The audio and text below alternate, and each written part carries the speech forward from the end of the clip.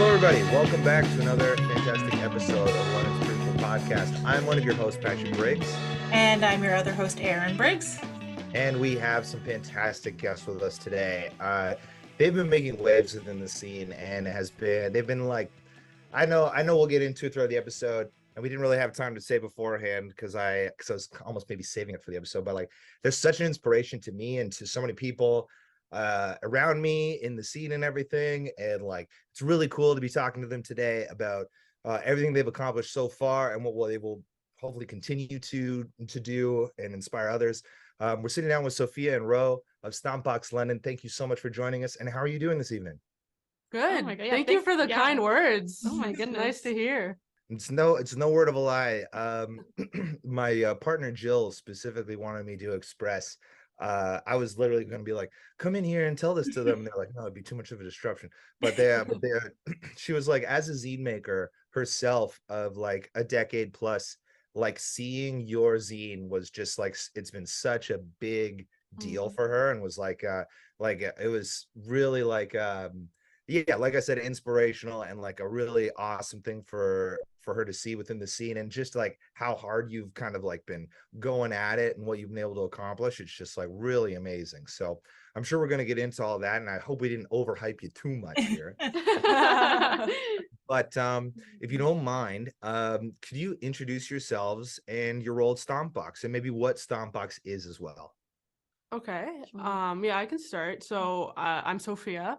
Both me and Ro are music students currently / past music students. So I study at Western right now. I'm doing like a program called Music Recording Arts, where I do some stuff at Fanshawe and some stuff at Western. And so I'm very much in the more like tech side of the music world and less the like orchestral drummer side of the music world. And that's where I met Ro, because we met in the percussion program at Western. And really, at least both of us, I think we see ourselves kind of as directors when it comes to Stompbox. A lot of what I do is kind of the long-term thinking and like the big dreams, and then Ro really brings me down to earth and helps me think about tomorrow and the day after that day. And so, yeah, I'll let you introduce yourselves, and then maybe we can talk about what Stompbox is. Okay, I'm Ro. My real name is Roisin, which is very Irish. If you look me up, you will not find me unless you know how to spell that. And yeah, Sofia and I started working on Stompbox about a year ago, and I don't know, we've just I won't get out of myself, but the community's been really great. More about me, I guess. Yeah, so I did go to Western. I graduated in 2021, and I was going to be a music teacher, and I was like a band geek my whole life, and I was a dork and I loved it. But I just decided to go to MIA instead. So kind of continued along my music route, but I'm learning more about like the business side of things, the techie side of things. So yeah, like Sofia said, we met at Western studying percussion, but like we kind of reconnected when we both like ended up at Fanshawe, like because Ro was 2 years ahead of me. Yeah. And so because of my program, I do 3 years at Western and 2 at Fanshawe. It just so happened that our first year at Fanshawe lined up together. And so I think that was really the year we became a lot closer, and we were both kind of running in the same circles again. And it was fate. It really was fate. And it was also in the middle of a pandemic. So everything was kind of over and accelerated. And I think we both were looking for the same things. And it just kind of worked out that way. I don't know. I think like we've said this before, but like I think the moment we kind of knew we were in the same mindset, we like went to Milosh's. Right? Yeah. I don't know. It's like the origin story that like it's very clear to me. Well, I told Ro the idea, and I was like, we're going to Milosh's, we're gonna meet, and we brought all these friends, and it was like the 4 of us. Yeah. And me and Ro sit down, and we just both pull out notebooks, like just ready to take notes. And the friends are looking at us like, what the like hell? Crazy freaking girls. Yeah. And I think that's when we knew. Yeah. That was it's gonna be a thing. Yeah.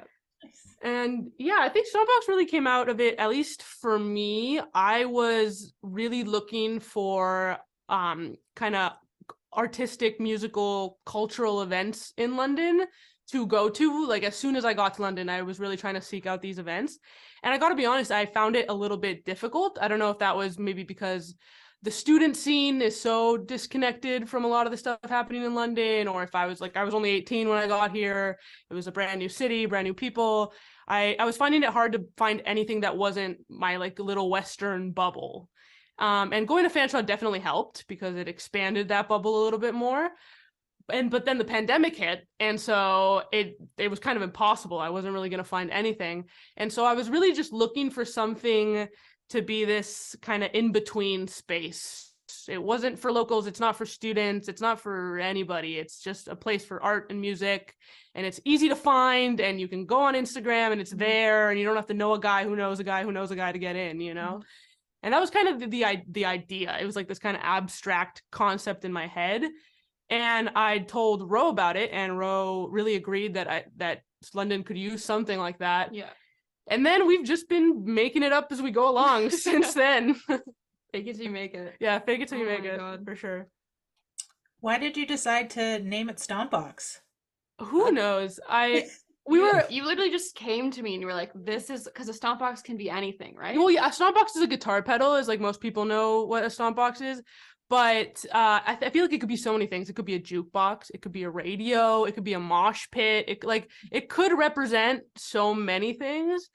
And I also just like kind of like, not buzzwords, but I feel like it inspires something. You hear it and you're like, that's kind of cool. Like, what does that mean? Yeah, you what know? is that? And I remember I was in the car driving, and I turned to my girlfriend and I was like, I think I got it. All right. I think I got it. I think the name is Stompbox. And she was like, Stompbox? That's so stupid. And I was like, no, like, you don't understand. You don't understand. And we stuck with it. And I'm really glad we did, because I think it really represents the brand in like a sense of like, we are not one thing. Yeah. And we're also not really anything. We're just kind of this abstract bridge that we attempt to be in the community and get to know people. And so Yeah. that's really, it could be anything you want it to be, really. Yeah. Ever evolving. Yeah. I'm glad she had that opinion about that, because you know, if your name kind of if the reaction was kind of like oh, it's okay, you know, like you might not have stuck to your guns, I think is hard, you know, like, exactly. you know, it caused that reaction. And that's what good art does, right? It causes a reaction out of people. You know, you don't want them to just kind of like be you know, cool and keep moving. You want them to be like, that's stupid, I'm like, I don't like that, you know, or like actually that is really great, I like this a lot. So I'm glad there was that reaction. That's awesome. Yeah, I'll take either end of the spectrum. So before this, I was doing a little bit of research about you guys, and I was reading your interview in the Pillar nonprofit Oh, cool. about that.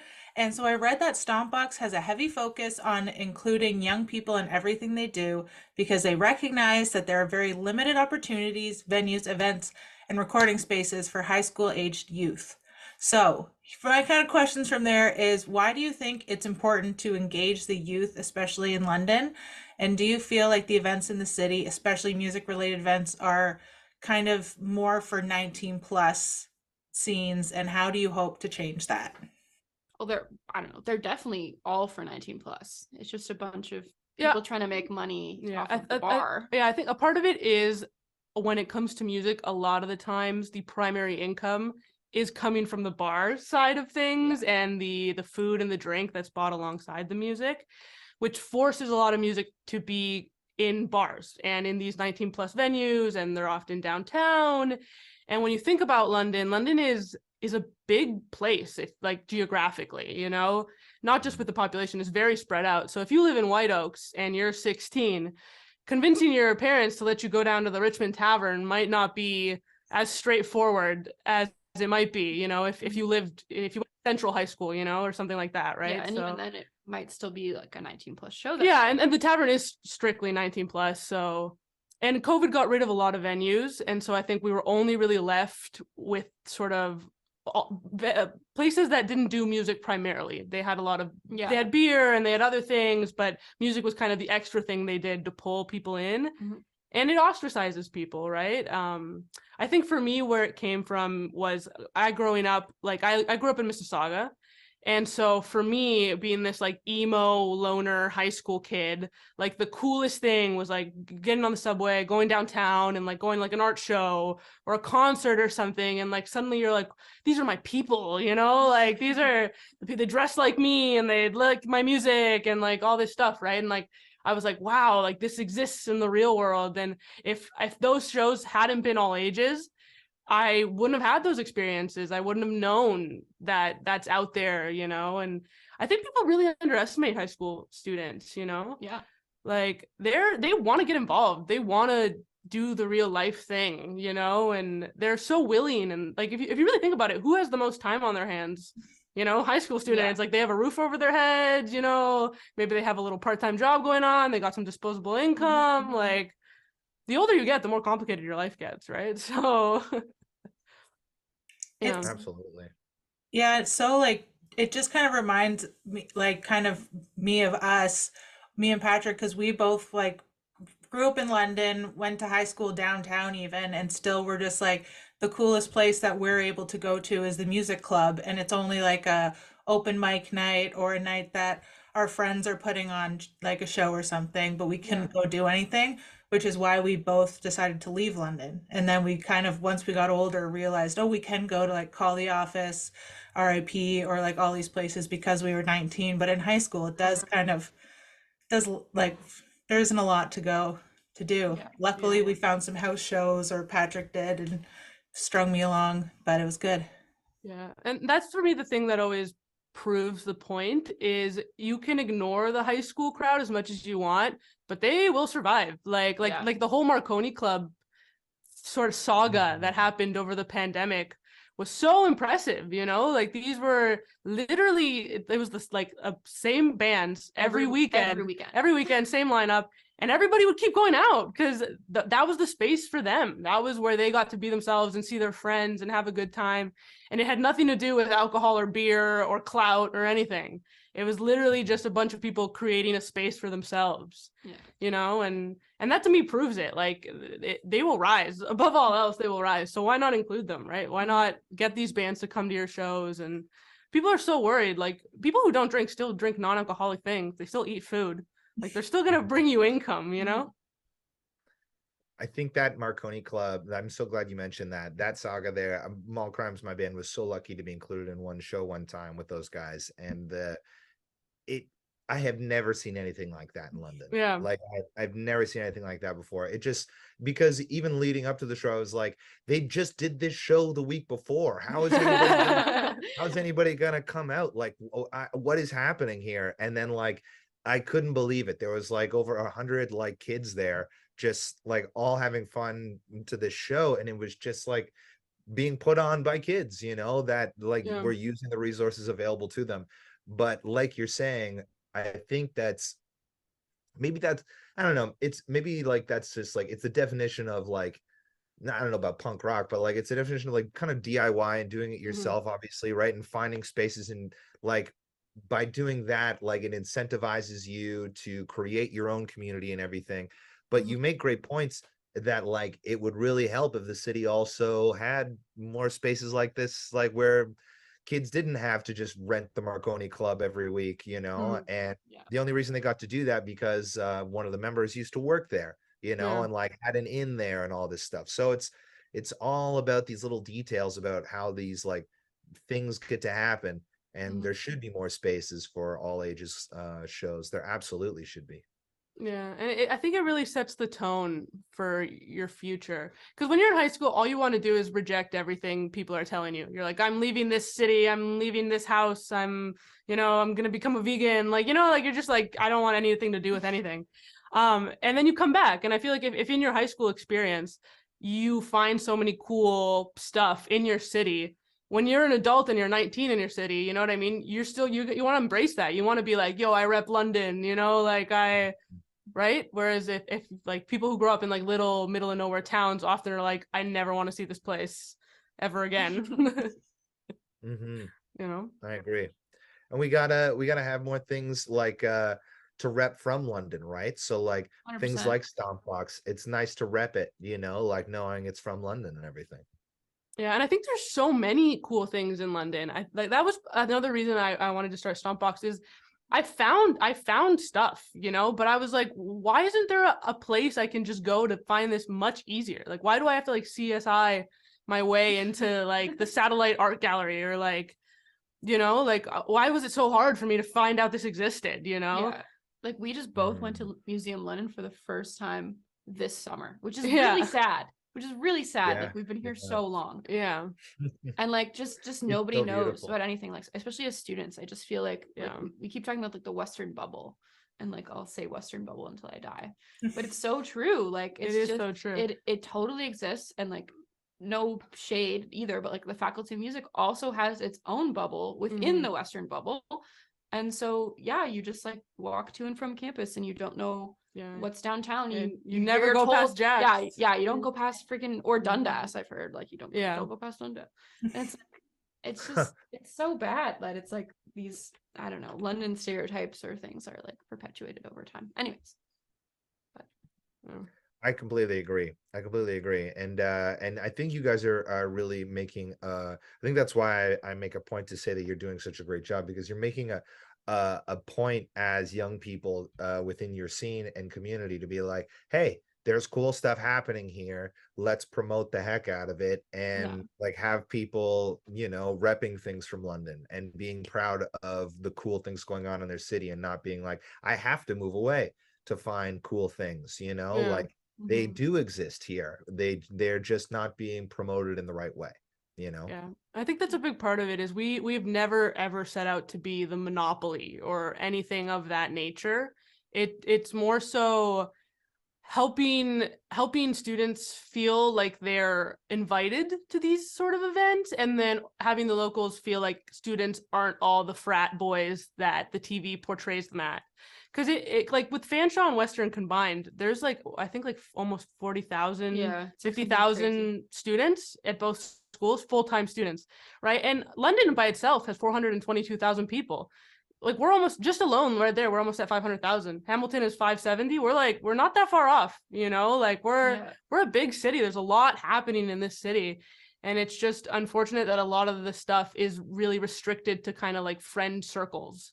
Yeah. And so you only know about it if you're friends with the band, or you know about it if you go to Western or Fanshawe. Or the other crazy thing about like doing this too is like we've just learned, like we're lucky, but like we've just learned and met so many people through Stompbox. So hopefully just like over time, we're just introducing people to all these amazing things. And we would not have made it this far if London wasn't so receptive. Yeah, for sure. Because if we had tried to do this and the city was like, no, we don't want this, it would have tanked, you know? Like that would have been it. Yeah, we've had so many people help and just give us advice and reach out to us and like just accept us and be like, this is great, you're doing a good job. Yeah. And it's just like without it would have been nothing, because we like really what we want is to help the community. So if the community doesn't want us, then what are we gonna do, right? So well said. Speaking of, how about like how you know much you've been able to like do and being able to able to work for the community and everything, where it started, it kind of started with a zine, right? You decided to make a zine. Why did you decide to do that? Well, the zine was born really out of the pandemic. We always, our first thing was shows, because really what our original idea was, we wanted shows that were like a Western band, a Fanshawe band, a local band, you know, and then it would like force all those crowds to interact, you know, and like that's what we saw as like what Stompbox was going to be. And because of the pandemic, that idea just kept getting pushed back and pushed back and pushed back. And we were like, well, we can't do shows and we can't do this and we can't gather. And it got to the point that we had kind of everything ready on our side. Like we had our idea and we had the logo and we had our aesthetic and we were like ready to launch, but like we couldn't do the one thing we wanted to do. So we were like, well, what can we do that is gonna get not our name out there, but also help us connect with the people in a way a show would, right? And I don't even know how the zine idea, I think you suggested the zine idea. Oh, really? I think I remember you being like, oh, what if we did a zine? And I was like, bro, my freaking that is a goldfish great memory. Okay, idea. I don't remember that, but I think we were trying to find something. And I think it was anything. You wanted an original magazine, and I was like, too much money or something like that. And we just started like looking up things, and I think zine was the way. Yeah, and I think it was such a good idea because it really speaks to what we are about, which is a Yeah. very DIY culture, right? Mhm. And so the zine, like we printed on printer paper. It's like A4 printer paper, so it's like double the size. One sheet of paper. It's in black and white. You fold it weird, and it works. It's 8 pages, like with a poster. with a free poster on the back, right? And so it was like one really affordable to print because we had no budget to get this off the ground, so it was very affordable to print. And it's like a nice little handheld thing, right? Like I'm a very tangible person, you know. I like gear and knobs and vinyl and wires and all this stuff. I like taking notes on paper.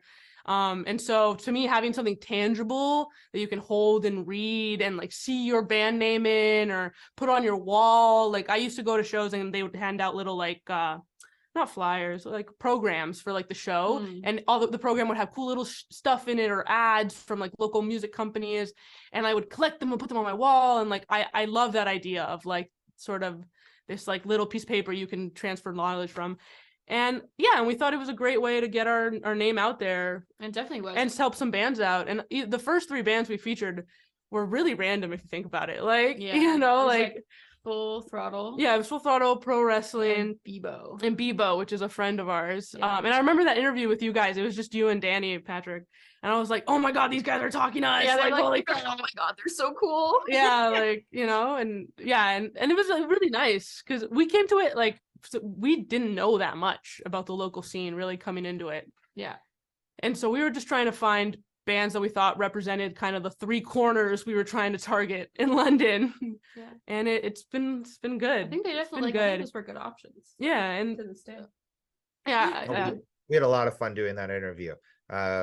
We had a talk beforehand where we were like, let's do it in character. Let's try to be like you know, we'll say things like extremely exaggerated and all this stuff. And then as soon as it started to get going, I think we were just kind of like, yeah, you know, like and just started answering things regularly, but like it kind of fell off the rails there. But you guys did a really great job with your interview, and it was really exciting to talk to you. And I still have the zine. It's sitting on a shelf that I'm featured in. So I'm, you know, I'm excited to be featured in it. No, like so you're saying you write it like in that first edition, it happened to feature, you know, like you're trying to get like a few different corners, like kind of like I remember you talking about different age groups. You were saying like like different sort of generations of the scene and everything. What else do you write about in the Stompbox zines? It's evolved a lot. Yeah, it changes like I feel like every issue. And I think it's also dependent on our capabilities because we are such a small team and we're in school. It's been hard to like maintain it the way we wanted it to, because at first we wanted it to be a monthly thing, and then we were like, we just can't keep up with the monthly thing, and then we slowly expanded the team. And yeah, and like the first one I did all the graphic design for, and me and Ro did the writing and the interviews together, and it was a lot. Like it took me a long time, you know. And then by the time we had the second one, I had some people helping, and the third one. And so it's gone through a lot of iterations. We've started now featuring stuff in London. So like I know one issue we did like the skateboard competition, and the issue that's coming out now is going to have some stuff on like the Probably House show we did and some of the Poacher shows we've done. The first one had like poetry though. Poetry and writing, because like art, like the art part of this is also really important to us, not just the music part.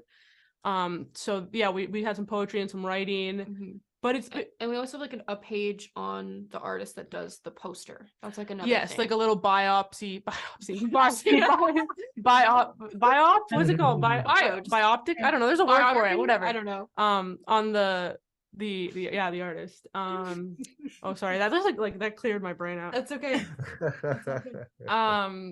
So that free poster on the back. We have an interactive section where our goal was like you fill out the interactive section and you post it on your story, and then you can like win free tickets. But to this day, like not a single person has ever done one of them. Crossword one, which I've done on my own one, which is like kind of sad maybe, but because we made it, but they're good. Like they're good. The other one is like draw the Stompbox logo, and like I don't know, people like we do have it. contests. We'll give you free tickets. Like we're just 2 people. Like we're people. Yeah.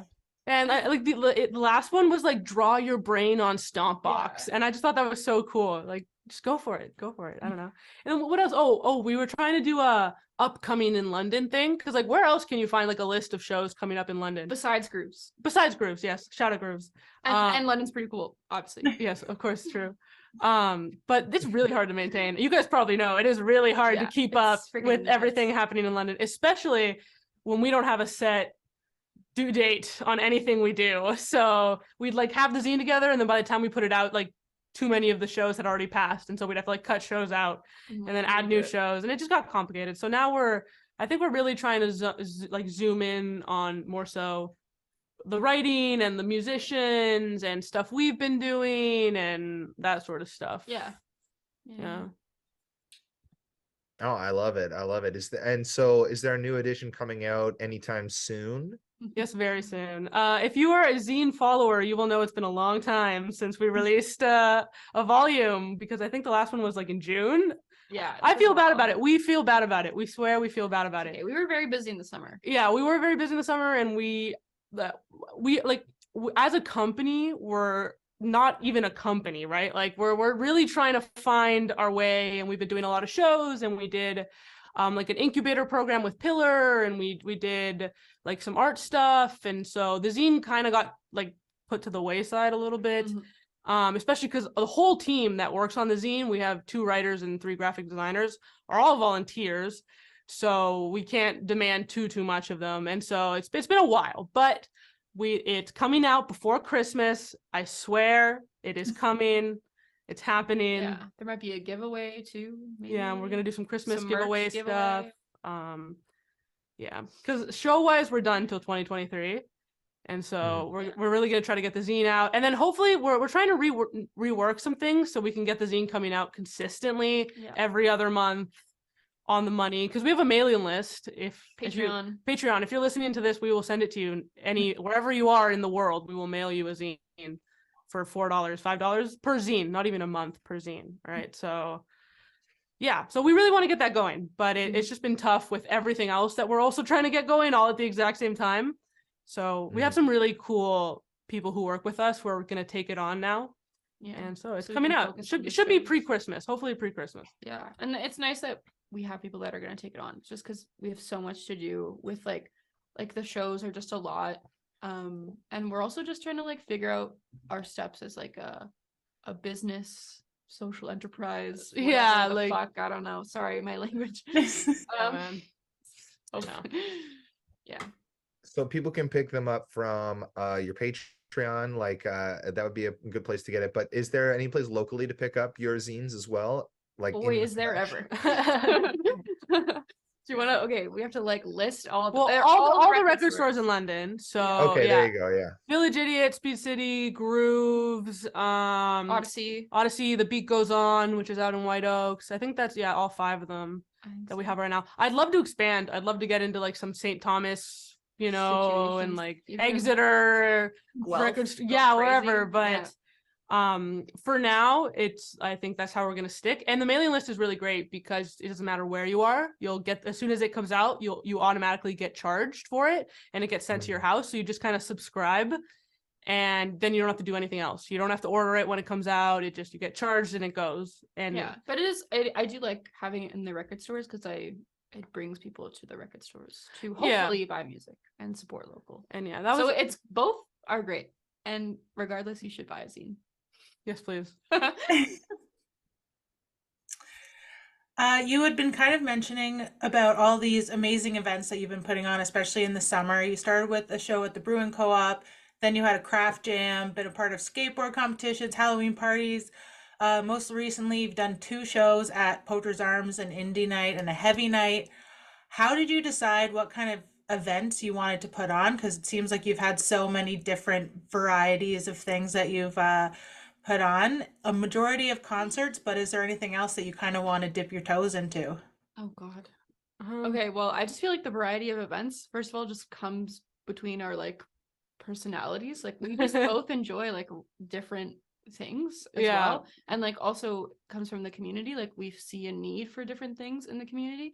So like Craft Jam, for example, is like all independent like usually like singer-songwriter types, and small acts, like we've had like a duo before, but usually soloists. Yeah, and it's like really fantastic. Like people come and it's just like a cool like little creative space. We used to do it in Reimagine.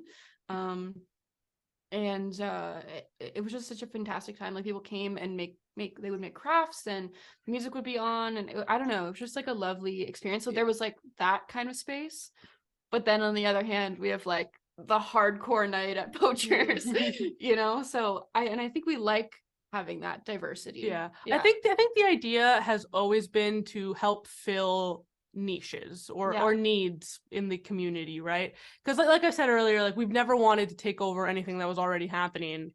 So I felt like we could really use kind of like an artistic kind of space. And so the point of Craft Jam was really for it to be like a really just peaceful, safe space. So if you're new and you're trying out new material, or you're just getting started in singing and or writing, and it's just like such a nice like environment. It's like a seated show, and we do like 30 minutes of music and then 30 minutes of break. And so when the music comes back, people are so attentive and so just like ready and like so interested in the music. And you could hear a pin drop the very first show we did when the singer started singing.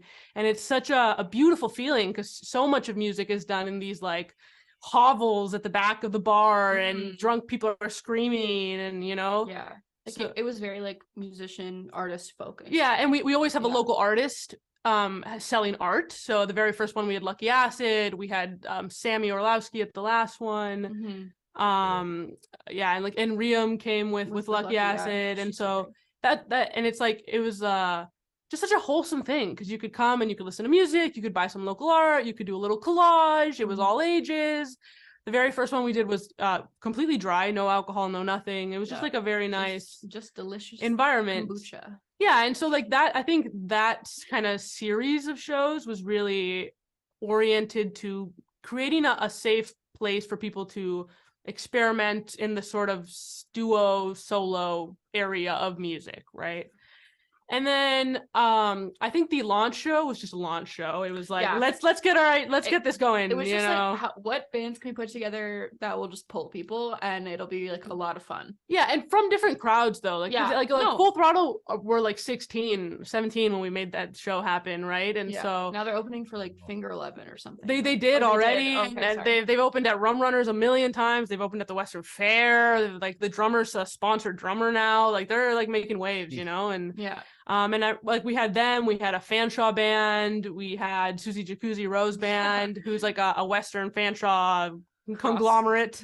that's our new name. Yeah, and then and then we had Polluted, who's this like Marconi Club legends, you know, like punk kids who are so good. If you've seen them play live, they're just so talented. And so it was just like this amazing mishmash of people at the London Brewing Co-op. Oh, we had Pot is Drugs too. Yeah, Pot is Drugs was the Fanshawe band. Yeah. And so it was just like really great, and all these people were hanging out. And I remember somebody coming up to me in the washroom and being like, yeah, like I found out about the show because I saw the zine and Grooves, and like I've never heard of any of these bands before, and they're so cool. And I was like, yes, like, here we go. This is what we want, you know, like music for the sake of music. The you know, cool thing about that I like love is what's her name? Is it Emily, who won the Stompbox? Oh yeah. So at that like launch party, we had this like a raffle. Yeah, so you got like a raffle ticket, and if you won, you get like this laminated Stompbox gold card like for life. You can come to any Stompbox show for free. Life. Wow, very cool. She actually comes, like she literally comes to every single one. She was like brand new to London at the time. I think she's from London, but she had just moved back to London, so she was just getting back into the scene. And it was just like the most perfect. It was perfect that she won it. It was perfect that, and she's like she's so supportive. Her and her friends come out to so many of our shows, and like we know each other by name now, and it's so we're gonna honor it till we die. Like I've always said, if Stompbox gets big and we're doing like, I don't know, the next Warped Tour, like I'm gonna honor it, you know. So and then from there it's just been again filling niches. So like Poachers is really about connecting London with the whole of like kind of Ontario, Southern Ontario music scene. Yeah. Right. So we're really interested in having local bands come together with non-local bands. So Guelph bands, and we had a Montreal band last week, and Ottawa band. We've had so many different bands, you know, like from all over the place. And it's just like a really great space to meet these bands and foster these connections. And like they'll come back. They'll come back, yeah. And tour and like spend their money here, and like and people will go and see Poachers them. is Like, an amazing space. Shout out to Nino, who's Yes. the owner of Poachers, is one of the nicest human beings on this planet. And has just been so Supportive, helpful, like, so supportive. outrageously supportive. Literally outrageously supportive. We're like slowly upgrading Poachers one show at a time. Like, with the sound gear, electricity, like all the stuff. We've had all the problems there. And of course, thank you to Oscar for. Oh my God, our sound guy, Oscar. Sound person Oscar is just a gift from God. Without Oscar, nothing would have happened at Poachers. Nothing would happen. Not a damn thing. And so that's Poachers. Poachers is all about. I want people to, when they're planning their tour, to be like, we have to hit London. London goes crazy. Like that's what I want Poachers to be. And like the hardcore night, like the first show we had at Poachers, it was insane. Like, it was insane. And I remember people being like, a show at Poachers? Like, I'm getting wristbanded at Poachers? And I was like, yeah, you are.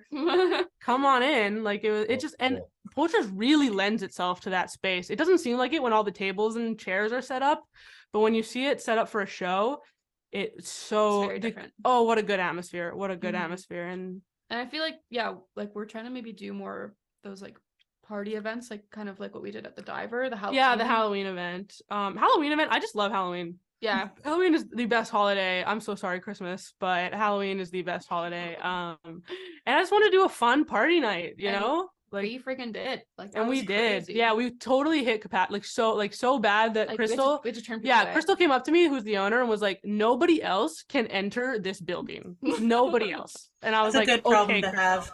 Yeah, for real, right? And we could because every show we're kind of worried, you know, right? We're like, what if this is the show we go bankrupt at? I think that's like our anxiety though. Like, it's just like, ugh. Yeah. And that show was great, and that show was really nice because a lot of the people who were at that show were music students.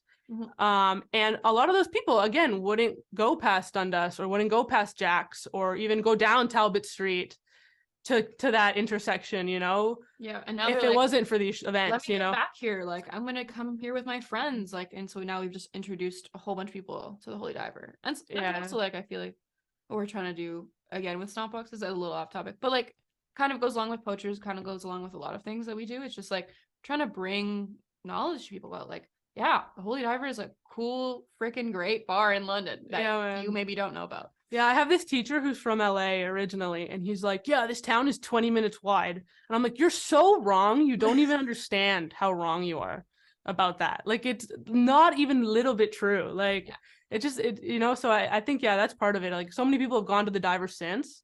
And like, I work at the Divers. Sometimes I see from the kitchen, I'm like, how the hell did this person know this place existed? Like, why are they here right now? You know, and it's been so nice. And Crystal and Kyle are such great people. And so it's great seeing that business get better and take off the way it has over the past year. And like, as much as like we've helped these businesses out, like they've also like taken a chance on us. Yeah. And that's the other thing is like, if you think about it, we're selling dreams, you know, like we come to you and we're like, hey, we could probably pack your bar, but we could not. So, you know, hopefully it goes well, and then it does go well and everybody's happy, right? Yeah. So without that support, it'd be nothing. It'd be nothing at all.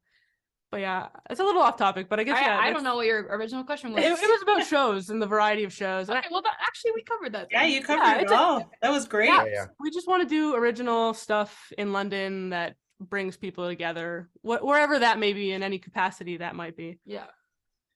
If you don't mind me asking, and we don't have to include this in the podcast if it's too much of a deep question or something like that, but how do you guys get the funding to like pay for the bands that you're bringing in and everything? Like, are you going right to the city to like pay for these things? Is it like you ran one good event, you got like money in the bank, and now you're able to like book other bands? Like, how does that work exactly? How did this start? I'm actually glad you asked that, and you're more than welcome to put this in the podcast. In the beginning, we were like, okay, the very first thing we need to do is register as a nonprofit. Like, that's what we have to do. That is our first order of business. You know, we need money, we need grant funding, we need this, we need that. And the longer we've done this, the more we've realized that's actually the opposite of what we need to do. And so to date, we haven't received any sort of grant funding. The only like funding we The got only from funding we received if we did a pillar pitch competition. a pitch competition, which was like a series of workshops over a 6-week period, and they were amazing because like one of the people who was part of that program was Eleanor Jabro. I think that's what I you don't say her know. last name. I'm so Sorry, Eleanor. But if you know Eleanor won the ISO project. Phenomenal human, phenomenal singer. Yeah. Just a really great person, and connecting with her and that program really helped us understand that what we are is what's called a social enterprise. And so that is a for-profit business, and all the legal terms and whatnot. But the point of the profit is to reinvest that to social concerns or social issues. And so we won so a good amount of money at that show, nothing insane, but like some good money at that competition. Helped. Yeah. Yeah, I was like, yeah. But and like, other than that, that's it. Yeah, but that was not at the jump. Like that happened like this summer. Like that happened this summer. From the jump, like kind of risky. Oh yeah, like everything is a risk. Like the very first show we did, what we were trying to do, and this backtrack a little bit, is we're trying to set some standards. We really want to be fair, and we want to encourage artists to advocate for those standards in future shows. And so we vaguely go by a $50 per person scenario. So if you're a 4-person band, we aim to pay you $200 within the ticketing limitations we have, right? Depending on the amount of tickets we have. And so for the very first show, we had 4 bands, and so we were $800 out before we'd sold a single ticket, and we just crossed our fingers. We just hoped, and we did. We sold 120 tickets. Holy moly. Yeah, I know. And it's a little scary, but I don't recommend this business to anybody. No, I would if you don't like gray hair, don't go into this. Yeah, but it's a lot of gambling. It is a lot of gambling. And I think the part that we felt we could do it is we felt such a need. We felt a need, and from the community and from our peers, and they were just stoked and they were gonna come. And every time, it's a little bit, you're like, oh God, like what if it sucks? Yeah. But I don't know. It's worked out. It's worked. To date, we have never had to undercut a musician ever. And we've done 10 shows so far.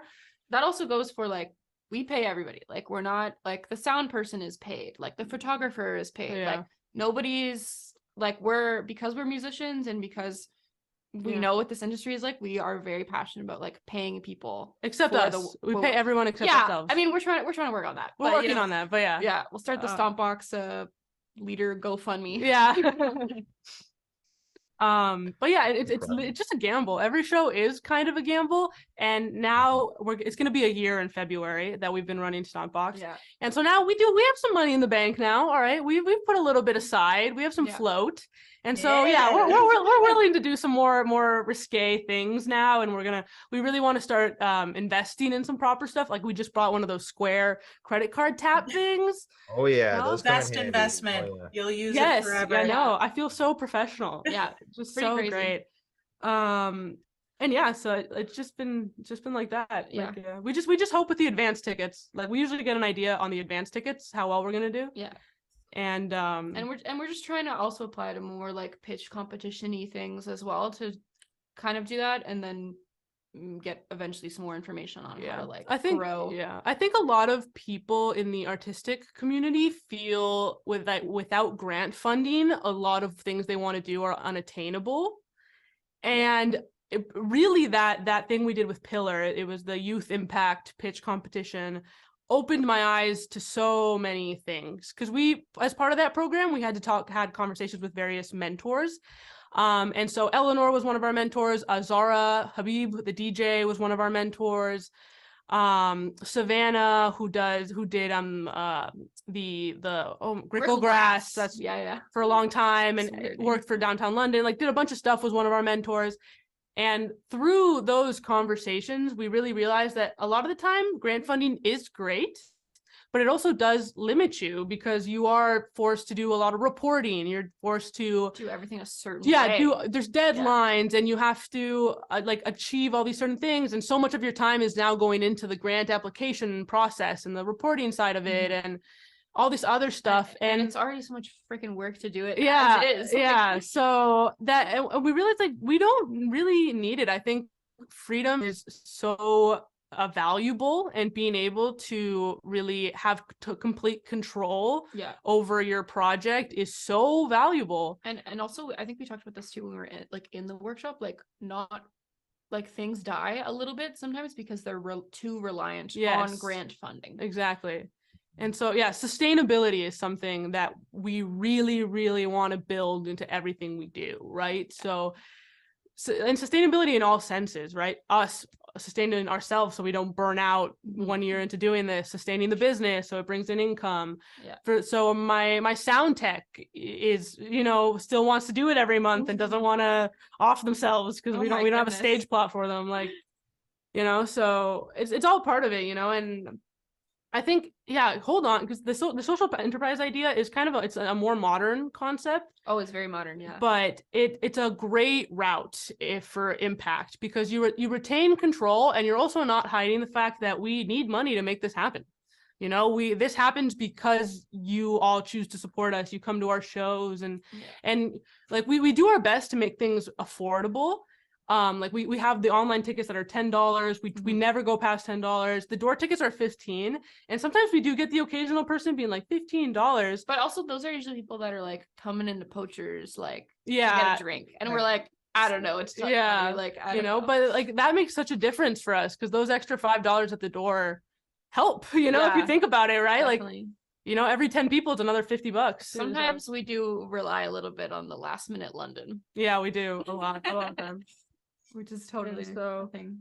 Last minute London is real. Holy moly. Oh my gosh, trying to promote any event. That's what's so impressive about you guys selling like so many tickets is that like we've grown up in London, and that you said it right there, like London is known for being like you can promote it all you want, but you really don't know who's coming until the night of, because London has this mentality where they're like, it won't sell out. I'm just gonna go there and I'm gonna get in. Like London has always had that mentality, unless it's some big show. They go, I'll just get there when I get there and I'll get in, no problem. So like that's why it's so impressive to see that you've been able to like do so much so quickly, and to hear that it's been like without grant funding, which to be perfectly honest with you was something that I thought was a big part of your process. Is actually, like you said, it's even more impressive. So I'm just like stoked on what you guys are doing. Keep the independent thing going. Just like keep rocking it. And I want to say, honestly, thank you if there's any venues who listen to this. We have never paid rent at any show we've ever done. And that is a huge reason why the events are able to function and everybody is able to get paid the way they do. Because like the venues do take that chance on us, and they keep the food and the drink. We keep the door, and everybody's happy at the end of the night. And without that sort of agreement, it would not happen. Because like our margins are very slim at the end of the day, right? Even if we sell 120 tickets, 85% of that is going to the musicians, and then the photographer, and then the sound tech. And then, we had to buy wristbands for the show, or an XLR broke, or, I just bought the square thing. The poster, we pay the artist to make the poster and then print the poster, and, so. Again, don't go into this business. Yeah, don't.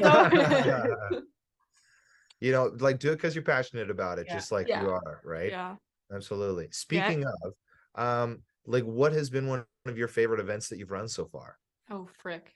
I don't know. That's really hard because they're all amazing in their own ways. I think a lot of the times I get really stressed before the events, and I'm like, oh, why did I decide to do this? What the hell? Like, I'm quitting. Like, and then I go and I sit, and I'm like, my favorite thing is working the door. I love working the door. I get to talk to people. I'm like, thanks for coming. I see all these faces, and then I just sit and I just like watch everybody enjoy the music, and I'm just like, this is why I do this, like this is so amazing, like for me, it's always been, that feeling you get when you like walk into a really weird art gallery or like an art exhibition, and you're just like, whoa, I feel like I'm somewhere else. I feel like I'm you know, I'm in this other place. I feel like you feel so like like it's a special moment almost, like this like energy in the room.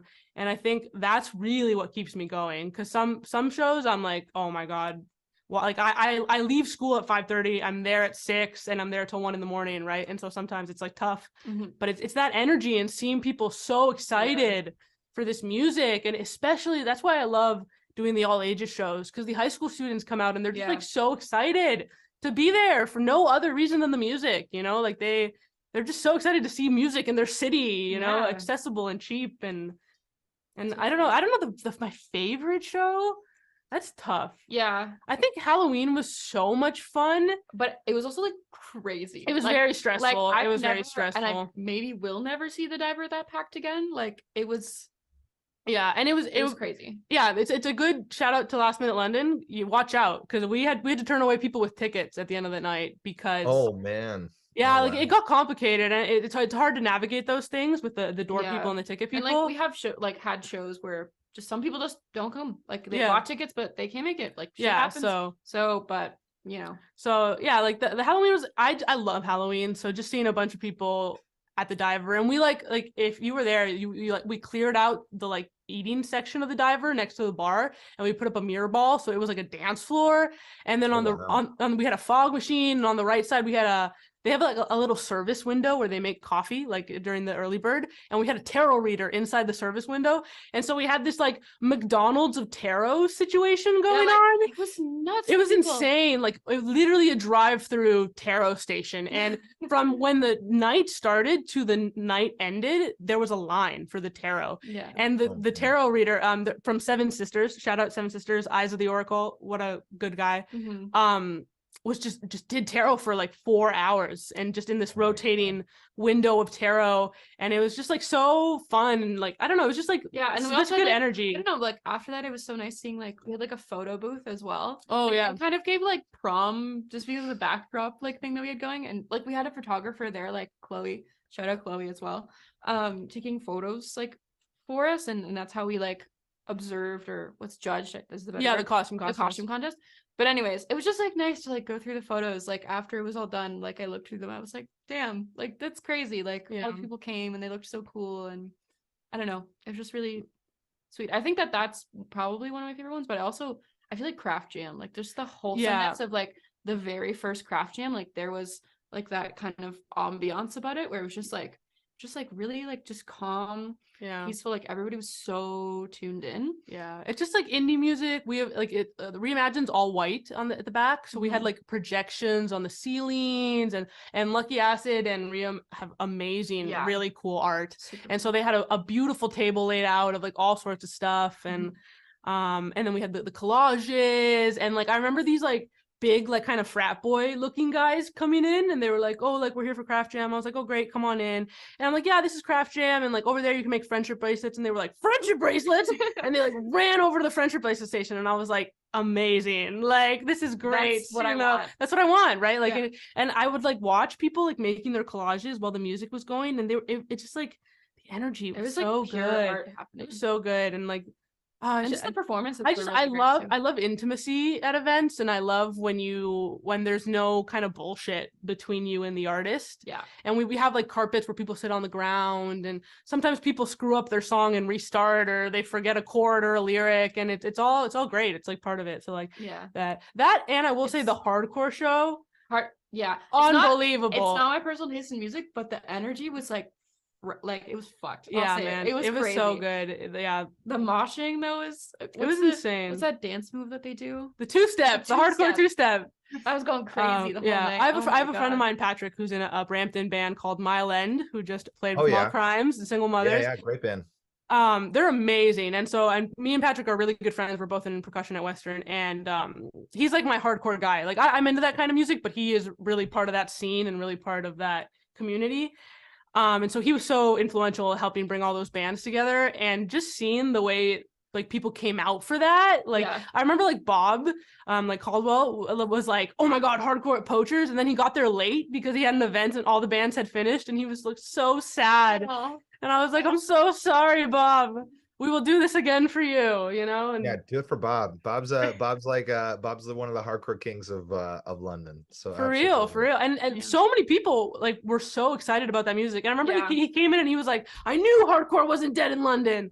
And I was like, yes, Bob, it's not. Hardcore is very alive. It's very alive in and London. probably yeah. like, I don't know, it's thriving. And like I think we had almost 100 people inside Poachers. It was Yeah, insane. It it was a was crazy show. insane, and like the mosh pit was there was people doing cartwheels and like somersaults through the Okay, I mosh missed pit. that. Oh man. It was insane. The That's pictures crazy. came out crazy, like that. It just the energy. Yeah. But I could say that about every single show, like every Yeah. single show, and like the musicians are always so great. Even like indie night, like I love, like I think running like all the different events that we have is just like so interesting because like the different crowds of people that come Yeah. in. Like so for indie night, I was like, oh, there's like random like people that are like look super indie. Like I don't know how to describe it, but it's very like glasses, distressed flannel or something. Like I don't know, very like there's like Indie, a million like skinny tall white boys with glasses. Like that was like what the vibe was. And just like the coolest looking like girls you've ever seen in your life. Anyways, but I don't know, just like, and something about that was like the energies are always different, and I like that we have like that diversity of like, yeah, I don't know, it's always a and like different yeah, vibe every I night. just love when people come in and they're just like, I was so interested in this. I was so excited. I saw this on a Yeah, poster. yeah. I saw this in a Facebook group chat. Like, Like, you know, what? and they came out. It's great. I don't Yeah. know. They're all great in that sense. Especially the poster. What events do you have planned coming up? Yeah, now that you Well, hyped we're these taking a up so break. much. We're taking a break till 2023 right now because we're hoping to succeed in school. So Yeah. exams. But in 2023 we have a lot of things. Poachers is definitely going to be a big one where there's some upgrades coming to Poachers, top secret information. Come to the show, you'll find out. Come to the show, you'll find out. But there's going to be some really cool upgrades happening at Poachers. We're planning a show that might involve some London legends coming back, but we can't really drop any more details other than that right now. And that's going to be the first show back.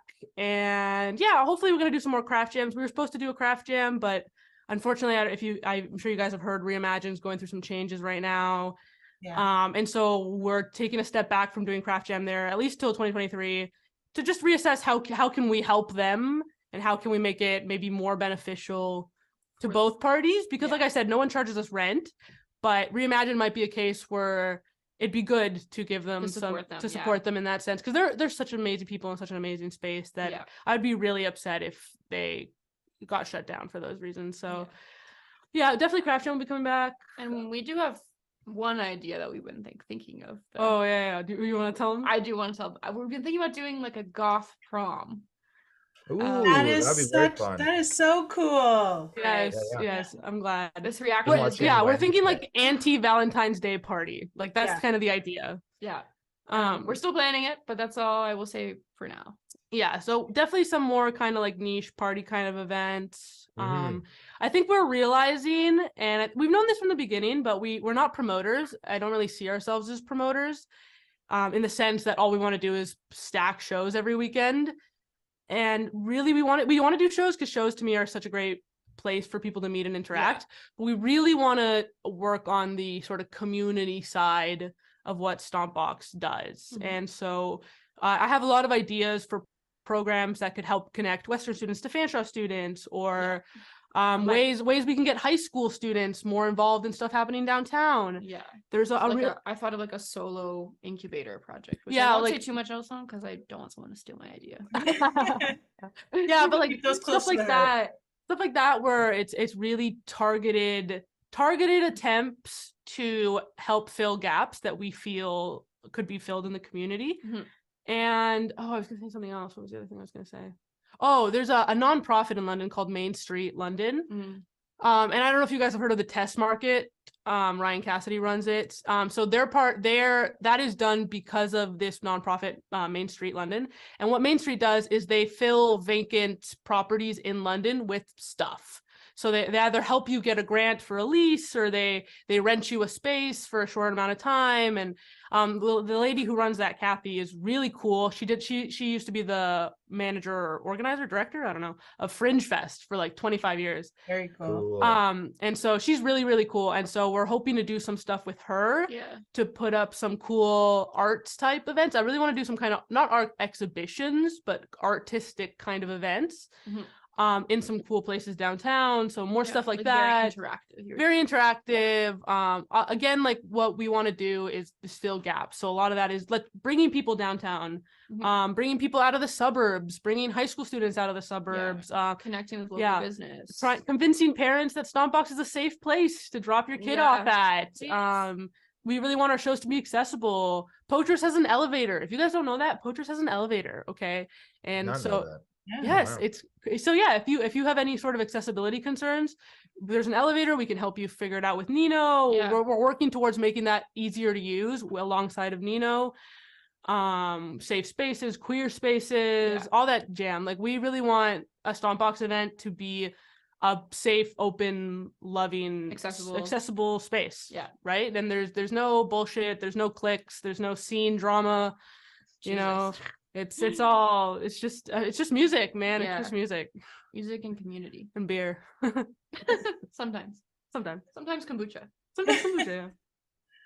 Well, Ro and Sophia, thanks so much for telling us all the, like, it's just so great to hear that there's other people in the city that are so passionate about the city like we are. And so it's great to hear all these amazing things that you guys are doing for the city and filling those gaps that are so desperately needed in the city. We are going to move on to our London-based questions, as London's pretty cool. So we have a few London questions, but before we get to that, where can the people find you? Like, where's your Instagram? How can people keep up to date on all these upcoming events? I don't think you want to share your personal Instagram, so we'll just plug at Stompbox London. Yeah, Stompbox London. We're hoping to roll out a website at some point soon. Yeah, in the new year, maybe. In the new year, maybe. So hopefully check us out on that. Yeah, Patreon, it's in the link in our bio on Instagram. Instagram is primarily where we do 95% of our stuff. But yeah, you can go to the record stores, any record store in London to get our zine. You can send us an email. If our DMs tend to get kind of full sometimes with like replies or comments and stuff like that. And so if you want to do something, you have an idea, you're interested, you want to collab, you want to play a show, send us an email. We love proactive people. So yeah, which is just stompthebox@gmail.com, because of course Stompbox London is taken. And so yeah, Stompbox London on Instagram is like where we do most of our stuff.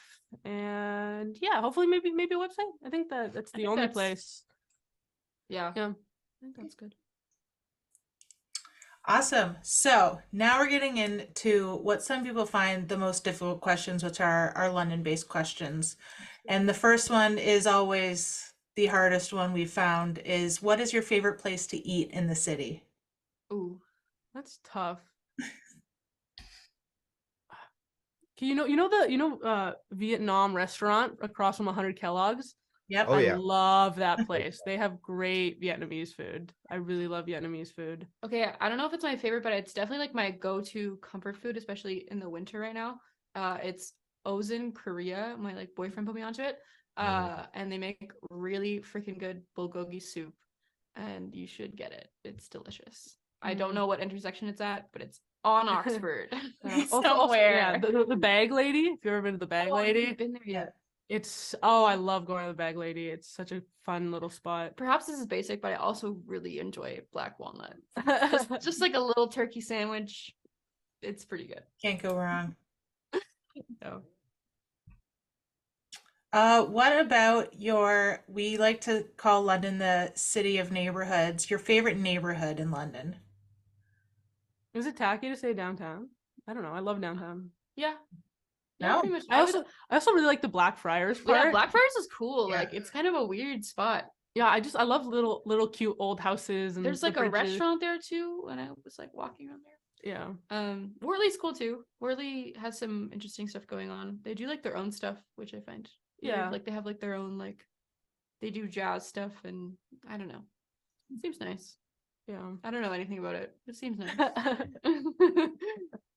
Worley is cool for that. You'll randomly be walking through one day and there's like a band playing or something. It's very fun. I like that about Worley. It's kind of cool.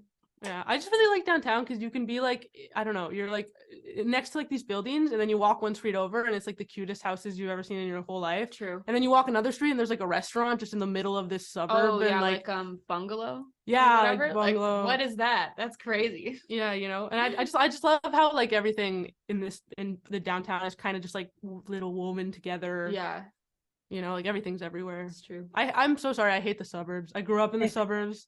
I'm so anti-suburb. Yeah, I know. Same. We also grew up in the suburbs, so having access to like downtown, just like everything being accessible and stuff like that Yeah. is very key. Just like you said earlier, like even like we grew up in the North End, and like it's like you said, it's also much more expanded, obviously, since like the London keeps growing and growing.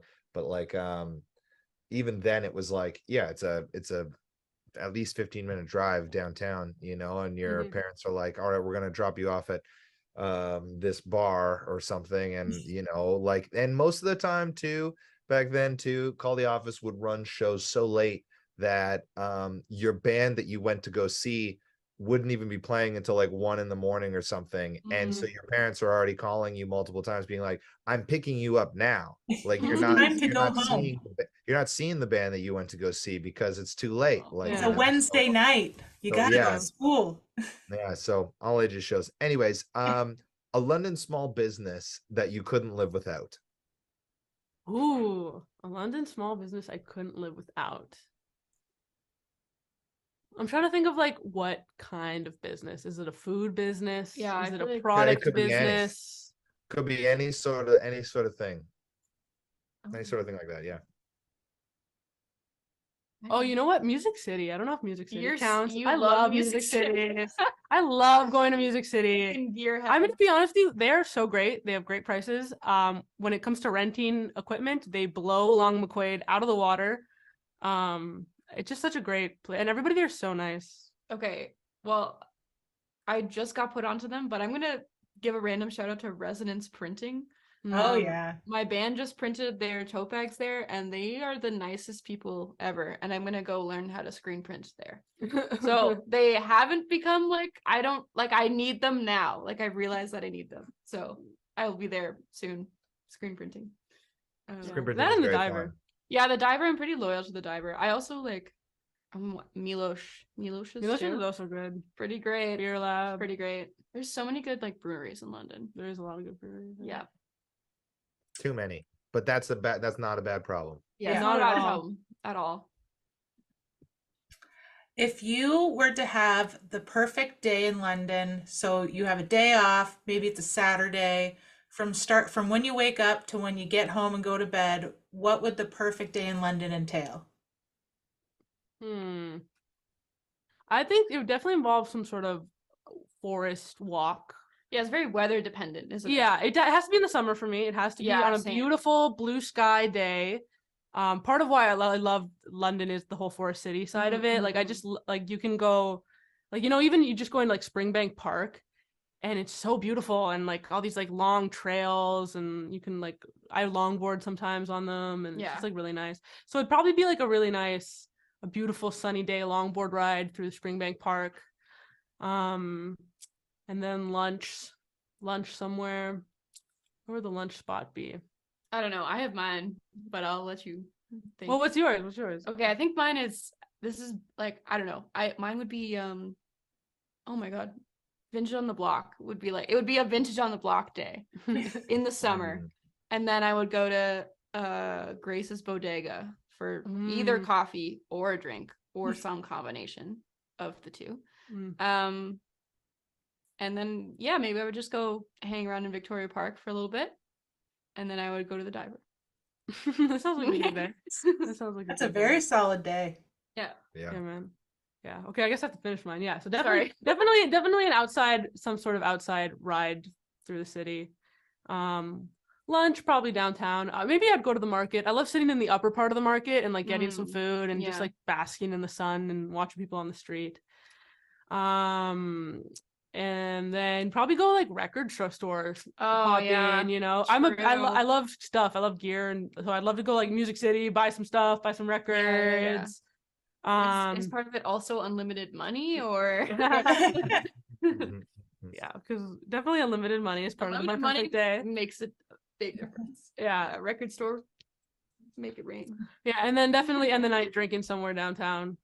Yeah. Yeah, Poachers with a diver or something like that. Yeah. Or even Tilt. Alternatively, my other perfect day would be Sunfest. Mm. But I'm also biased. But yeah, I wouldn't be the volunteer coordinator. You'd I'd be just be at enjoying it, Sunfest. like sitting at the jazz stage, just hanging out. But yeah. Yeah.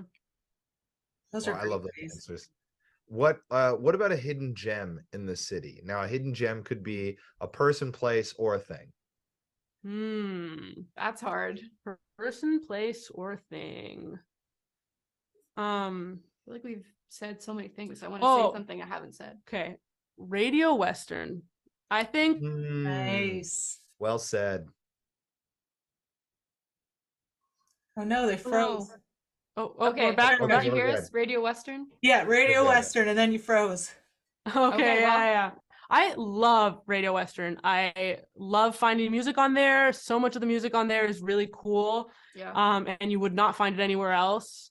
I love all the different styles, like I'd log in on a Tuesday at 7 p.m. and it's like vaporwave, and then a few hours later it's punk from the 90s, and then it's all local music and like Super Rad's on there, and a lot of really cool shows are on there. And the producer of Radio Western is really cool. He used to produce Sonic Youth. What? Whoa. Yeah. I didn't know that. Yeah, I can't Very remember his cool. name right now. But my friend Ben is really like it knows him quite well, and so yeah, he used to work on Sonic Youth records, and like I just love the whole like they're so open. I know this guy. Shoot, I can't think of his name right now, but Yeah, me either. I've worked with him before at CHW. He's a great guy.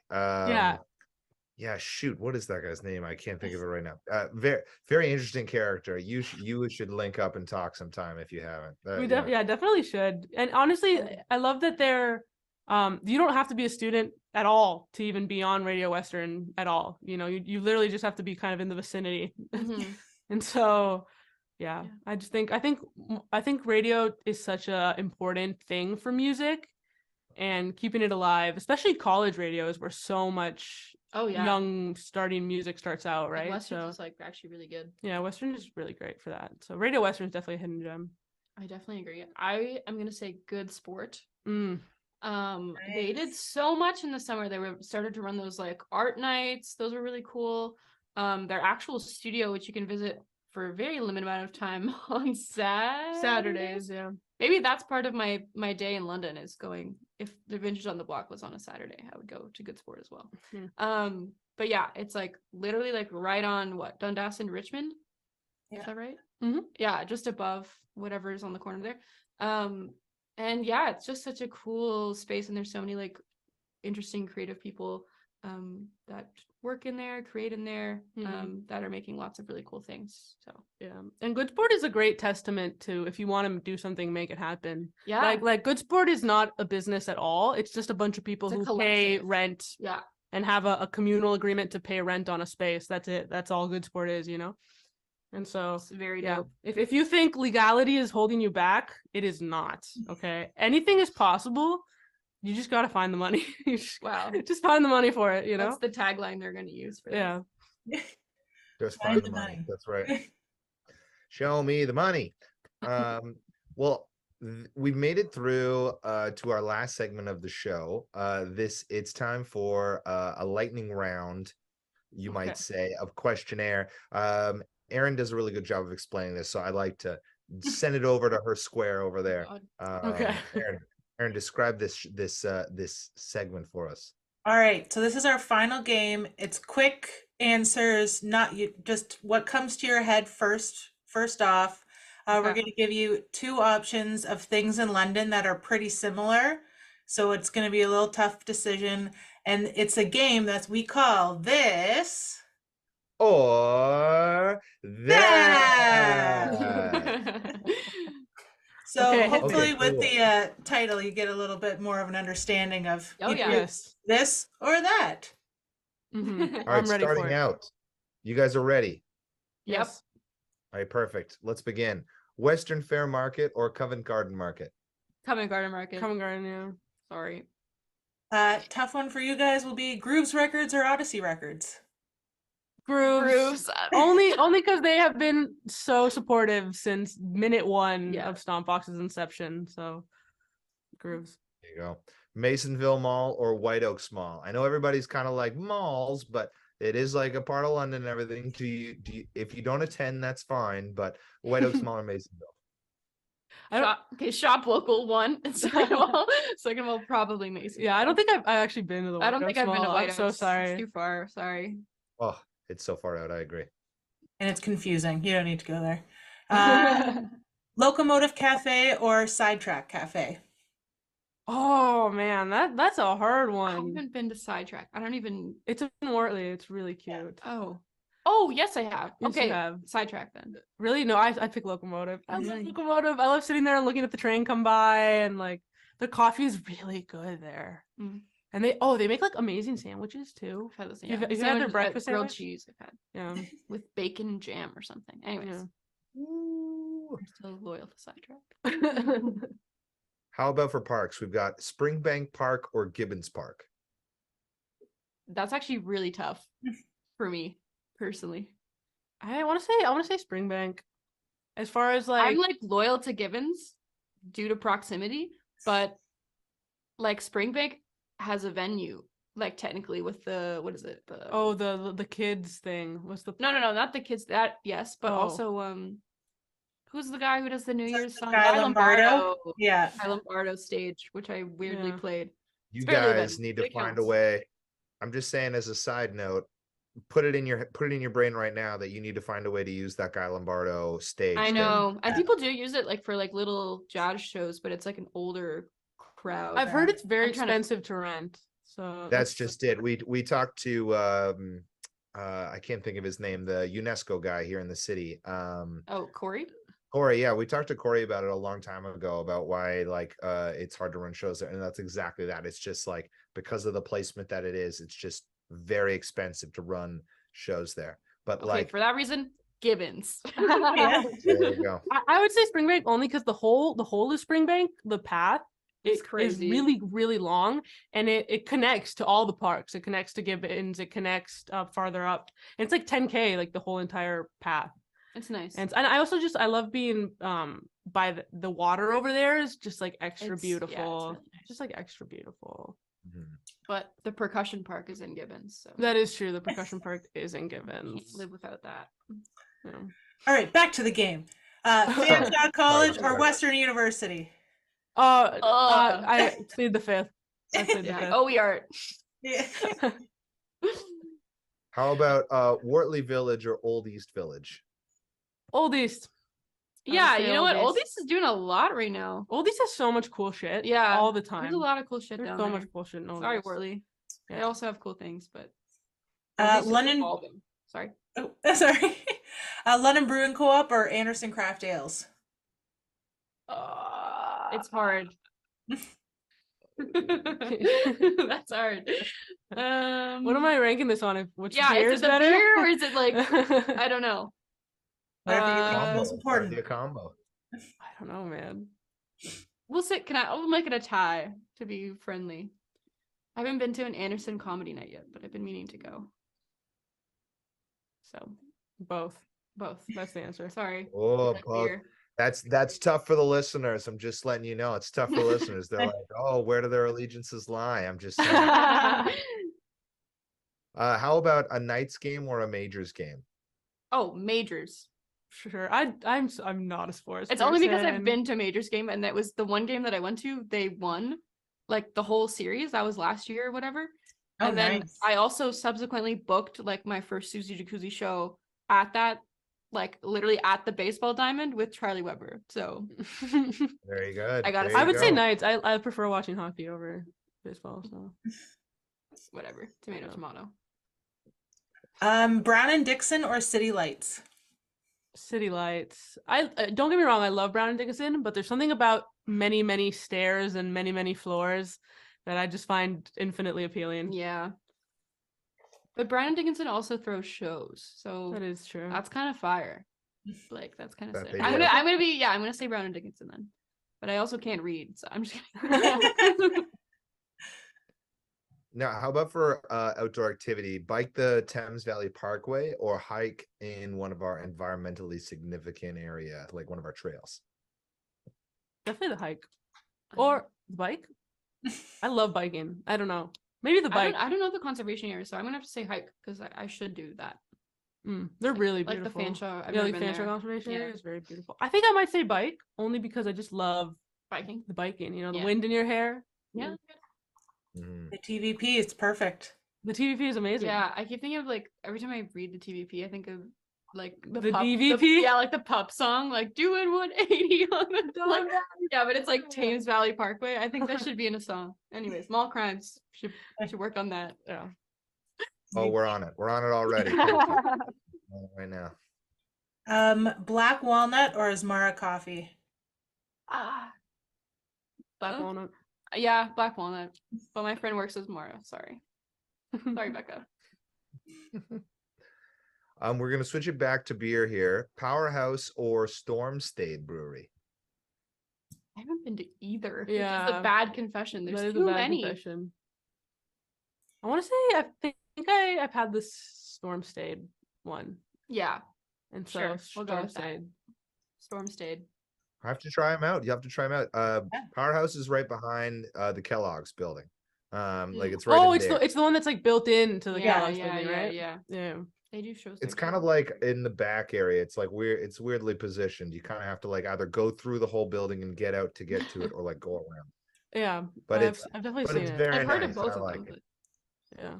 Yeah, and I like Stormstade. It's in the South End. It's my favorite brewery personally, but it's whatever. Richmond Row or Dundas Place? Ooh, Tough. that's a tough one. I want to Actually, no, Dundas.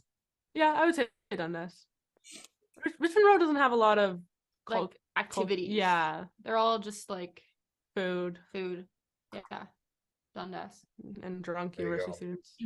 Yeah. You can kind of walk along the park a little bit on Richmond, but Dundas, like there's way more events and stuff going on. Yeah, over definitely. there. Yeah, and I feel like there's all the thrift stores and the record stores Mhm. and Yeah. Mm. Like yeah, Rebel Remedy. Rebel Remedy. Yeah. Well, we're gonna test your park. Where you Loyalties like again. in here. Harris Oh, Park God. or Victoria Park? I don't know where Harris Park is. It's so- right on the water. It's where they do Rockland Park. Oh. Okay. I'm still gonna say Victoria Park though, just because it is nice to have a park downtown. I would say Harris Park. Only I am a water gal. I love anything next to water. Big water fan right I'm a here. big body of water fan. Oh my goodness. And the final one, Highland Cinema or Mustang Drive-In?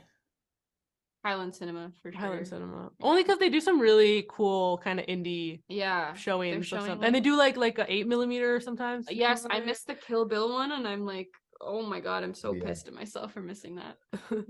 Was that a long time ago, like years ago now or something? Or The was that Kill- recent? The Kill Bill one, they did it like a couple months ago. Yeah, but Oh, they bring shoot. it back every once in a while, so it'll be I'm back. like was gonna so say- upset I missed it. I It'll be went back. to one a few years ago, and it was so packed that they had to and they didn't expect it to be as packed as it was. So the movie like got pushed back almost like an hour because they had to like keep letting people in, and like it Oh was my God. ridiculous. Yeah. Wow. Yeah. Well, good for them. Yeah, Good for we them. need more of that.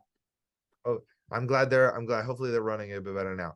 But congratulations, you made it through this or that. Woo! Yay! I know it was a little tough, but you did it. Thank you. We wasn't so rapid fire. Yeah, we definitely took our time, but that's okay. It's okay. That's right. You guys have learned the pace that works well for you, and we're sticking to it. We do want to take this opportunity to again thank you for joining us on this episode. I found it super informative, Yeah, it and was like really this is cool. one that I've been really wanting to get going. So I'm glad we finally got the chance to talk to you. And I had genuine questions, like not just like, oh, we've got a guest and like let's figure some questions. I had genuine questions that I wanted to ask. So this has been really nice to have this sit down. So thank you for taking the time. Is there anything that you wanted to leave with the listeners before we go?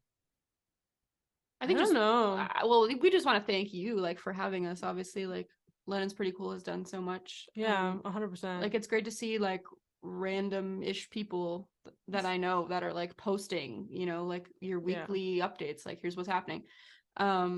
So thank you.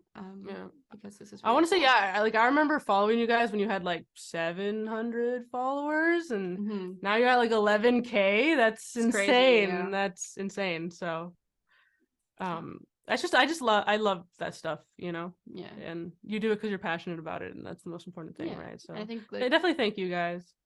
Yeah, one thing we didn't get to in this interview was the whole UNESCO City of Music situation. Mhm. I recently learned, and I thought it's nice to spread this information, that it really has nothing to do with what's happening at the like floor level, but it's all about legislation, which I didn't know. And so it basically, when you're a UNESCO City of Music, when you go to do like legislature things, budget, bus routes, all that sort of stuff, bylaws, music has to be at the top of your list. So when you're thinking about bus routes, music has to be on there. So for anybody wondering out there, what the hell is going on with this stupid UNESCO City of Music designation, that's what it is. And I think that gave me a much better perspective on what it's doing for the city. So I just wanted to put that out there, that it is actually a very interesting concept.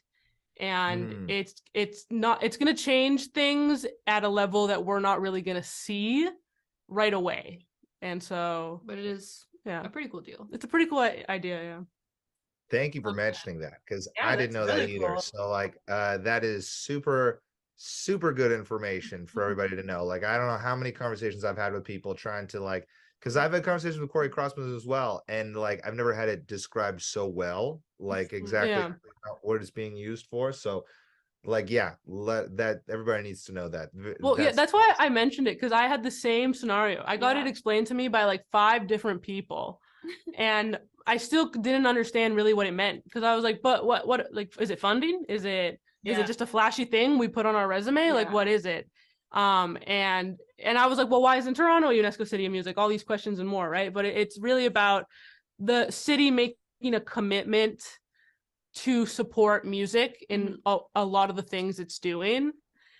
And so I think it's important for people to know that, and it's important to understand that it has more to do with how the city sees music than it has to do with music at our level, really on the ground floor and stuff. So I just thought I'd throw that out there. And through time, like eventually that will like you said, it's not something that we're gonna see tomorrow, you know, like and everything, but like it will eventually work its way into like just generally being like existing more as like a city as a music. Yeah. Yeah, like Nashville. Yeah. Yeehaw. Yeehaw.